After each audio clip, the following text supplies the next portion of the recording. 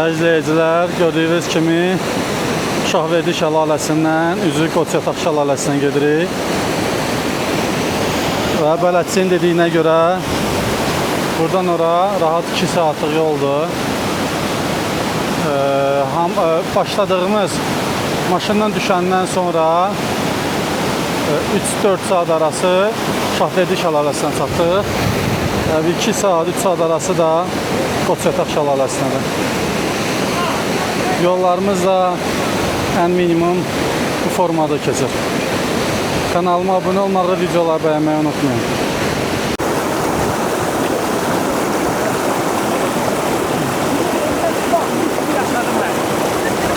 Çayı keçəndə.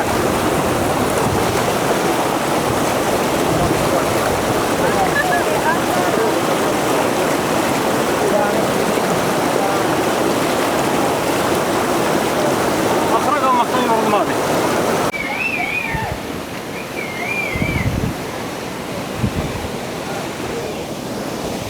Qoçyataq şəlaləsinə gedəndə ən mənzərəli yer deyərdim.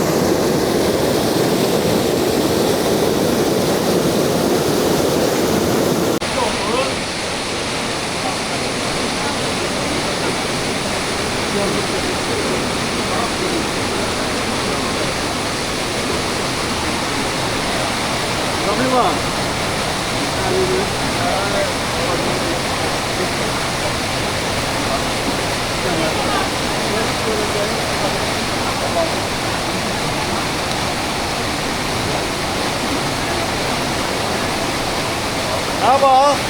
Ana bak. Oradan kalkın.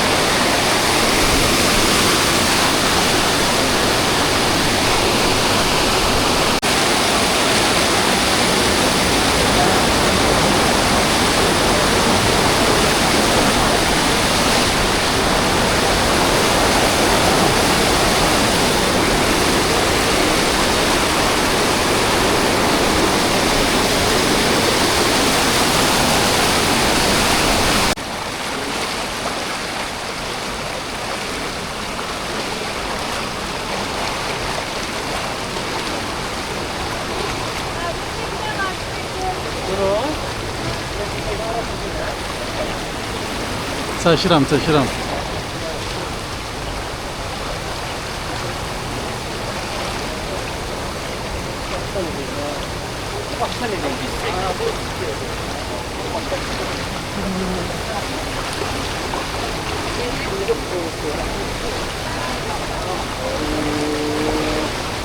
Deli avrat. Eləm. Aras, yavaş. Yeter be. Yemediniz sigaramayı. Kaçın ha.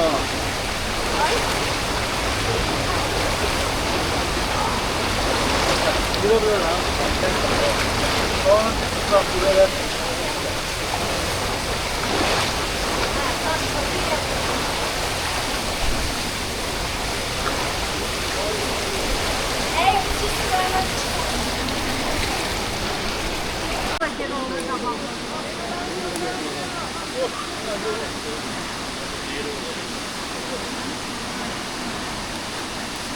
Nasıl yapmışı bilmiyorum hala.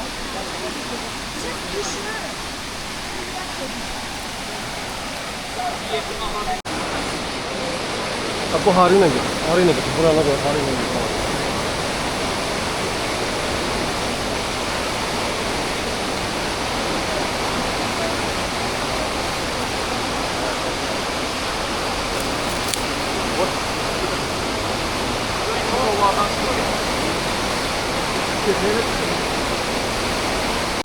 İzləyicilər, bu da gördüyünüz kimi Qoçyataq şəlaləsinə gedən yolun çətinliyi. Yəni bildiyin alpinistlik eləyirik.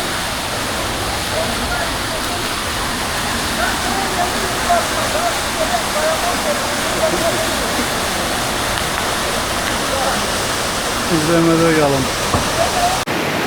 İzləyicilər, yolumuz davam eləyir. 2 saatdır Şahverdi şəlaləsindən çıxmışıq. Və gördüyünüz kimi yolumuz yenə də qayalıqdır. Burada qayaların arasından gözəl dadlı bulaq suyu. Çox dadlıdır.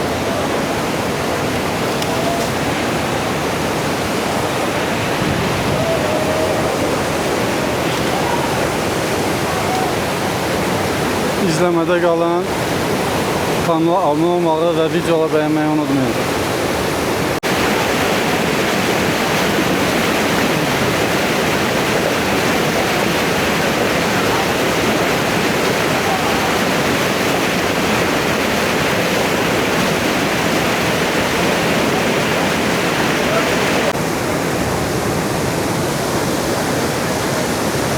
Nəhayət Qoçyatağın baş hissəsi görsəndi. Bu etapı da keçək döngəni. Qoçyataq şəlaləsi.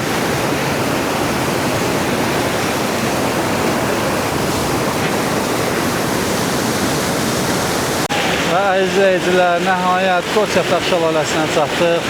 Qax rayonu İlisu ərazisində yerləşən, İlisu təbiət qoruğu ərazisində yerləşən Qoçyataq şəlaləsidir.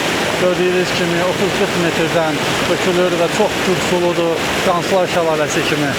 Və biz səhər 9-un yarısından başladığımız marşrut hamamlar, Şahverdi və nəhayət Qoçyataq şəlaləsi. Çox gözəl mənzərədir, çox çətin turdur, yəni heç bir asanlığı yoxdur. Çayın içi ilə 7 saat, səhər 9-un yarısından 4-ün yarısıdır gəlib çatmışıq.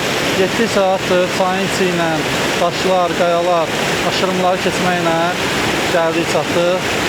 Nəhayət. Və bu mənzərəni sizə təqdim edirəm və sizin xırda bir bəyənməyiniz, abunəliyiniz mənim kanalım üçün belə deyim, müsbət olacaq, mənə stimul verəcək və mən daha gözəllikləri sizə çəkib paylaşacağım. İzlədiyiniz üçün çox sağ olun, təşəkkürlər, hələlik.